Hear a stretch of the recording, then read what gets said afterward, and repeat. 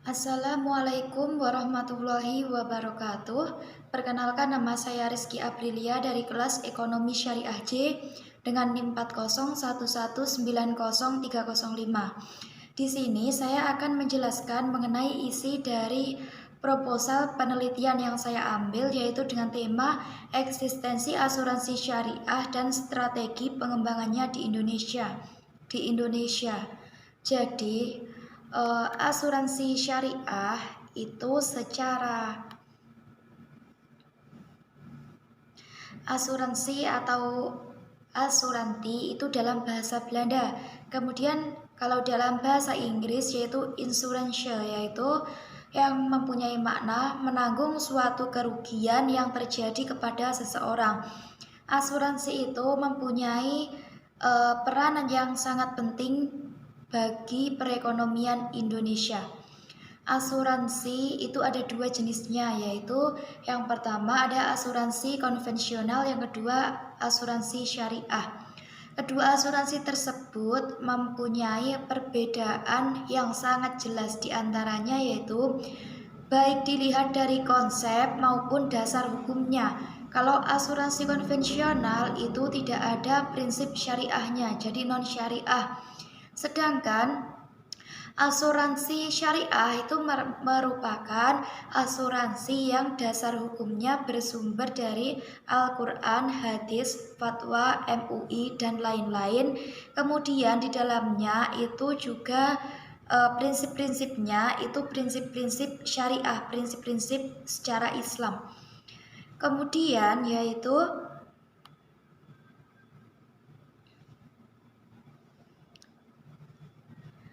pengertian asuransi dalam sudut pandang ekonomi itu merupakan suatu metode untuk mengurangi resiko dengan jalan memindahkan atau mengombinasikan ketidakpastian akan adanya kerugian keuangan. Sedangkan pengertian asuransi dari sudut pandang bisnis adalah sebuah perusahaan yang usaha utamanya yaitu menerima ataupun menjual barang jasa. Pemindahan resiko dari pihak lain dan memperoleh keuntungan dengan berbagi resiko di antara sejumlah nasabahnya. Sedangkan dari sudut pandang sosial, asuransi itu adalah sebuah organisasi sosial yang menerima, memindahkan resiko, mengumpulkan dana dari anggota-anggota guna membayar kerugian yang terjadi pada masing-masing anggota asuransi tersebut. Jadi pengertian asuransi kurang lebihnya seperti itu. Kemudian kajian hukum asuransi syariah di Indonesia itu didasarkan pada hukum Islam dan hukum positif. Hukum Islam itu tepatnya terdapat di dalam surat Al-Maidah ayat 2, yaitu yang menjelaskan, wahai orang yang beriman, janganlah kamu melanggar syiar-syiar kesucian Allah dan jangan melanggar kehormatan bulan-bulan haram. Jangan mengganggu hewan-hewan kurban, dan jangan pula mengganggu orang-orang yang mengunjungi Baitul Haram. Mereka mencari karunia dan keridhaan Tuhannya. Tetapi apabila kamu telah menyelesaikan ihram, maka boleh kamu berburu.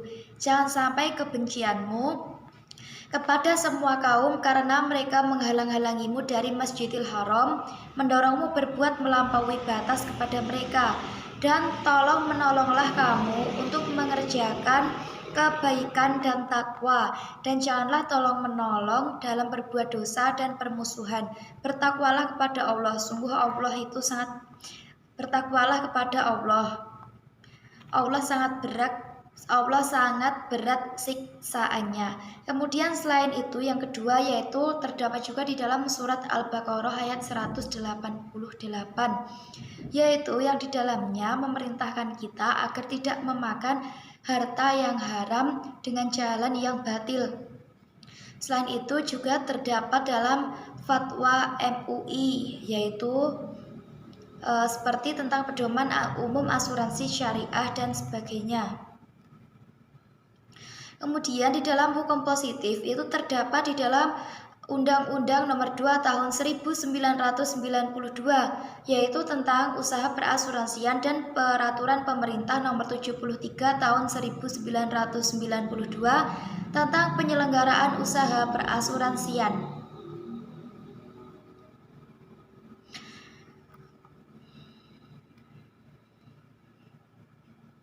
Kemudian, eksistensi asuransi syariah di Indonesia ini belum seeksis dengan asuransi konvensional karena berdirinya pun lebih awal, lebih dulu asuransi konvensional. Jadi masyarakat itu lebih mengenal asuransi konvensional daripada asuransi syariah. Jika masyarakat itu pun mengetahui, maka mereka juga mengira bahwa asuransi syariah itu sama saja dengan asuransi konvensional, akan tetapi hanya mengganti namanya saja. Jadi seperti itu. Masih rendahnya pengetahuan masyarakat tentang asuransi syariah.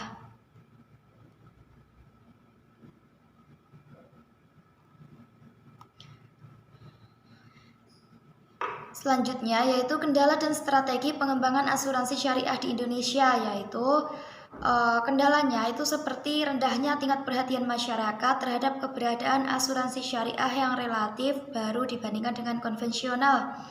Asuransi syariah sebagaimana bank syariah, lembaga keuangan syariah masih proses dalam mencari bentuk.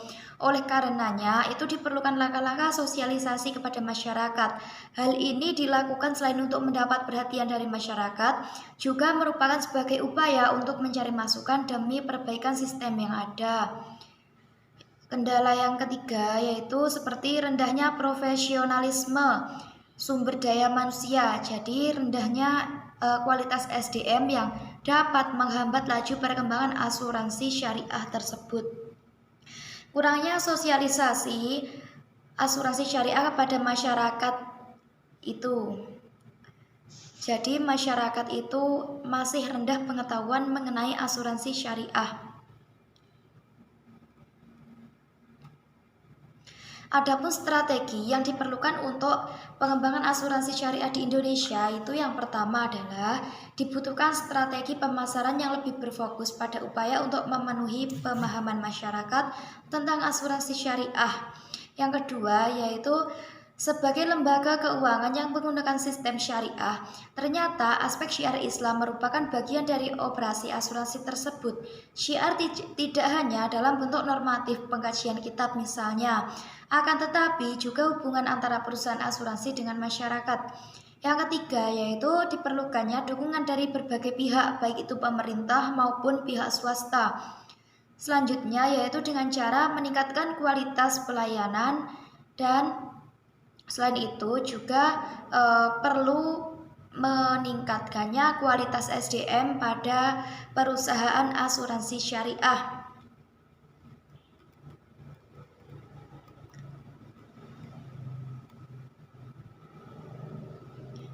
Di sini metode yang saya gunakan itu adalah metode kualitatif, di mana pendekatan kualitatif tersebut sebagai prosedur penelitian akan menghasilkan data deskriptif yang berupa kata-kata tertulis atau lisan dari orang-orang dan perilaku yang dapat diamati, di mana peneliti itu melakukan dengan kondisi alamiah dengan melihat fenomena yang terjadi di lapangan.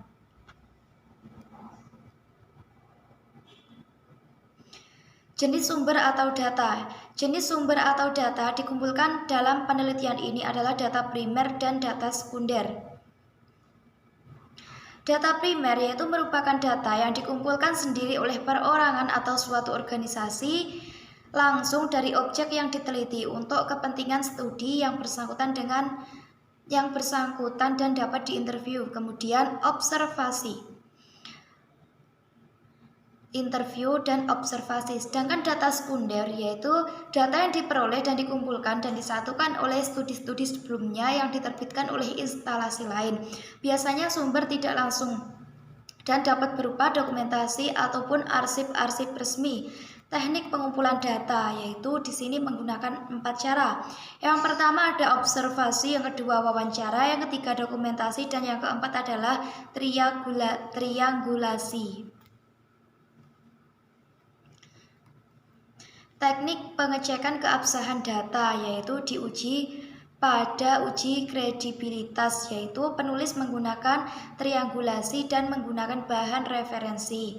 Triangulasi dalam pengujian kredibilitas ini diartikan sebagai suatu pengecekan data dari berbagai sumber dengan berbagai cara dan berbagai waktu. Demikian, terdapat triangulasi sumber, teknik pengumpulan data, dan waktu.